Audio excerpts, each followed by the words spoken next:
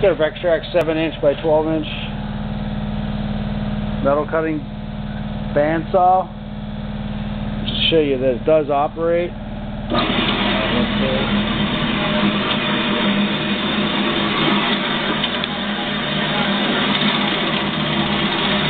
The hydraulic down feed.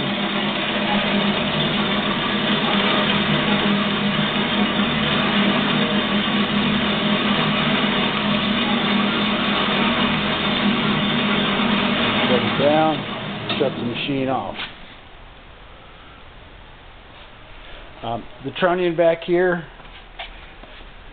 is cracked and the part is missing, so you're going to have to replace this whole trunnion piece right here. They are available. Here's your spring here. This is your tension spring. Okay. Also, it includes, it's supposed to have 4 casters. It only has 3 and 1 axle. There's your material stop and there's your screen for the coolant pump, which is right here. We tested that also. It also operates fine. The junction box got a little busted up here.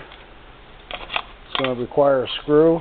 And make sure we put one in there before we ship it. This is 220 volt, 1 horsepower, single phase.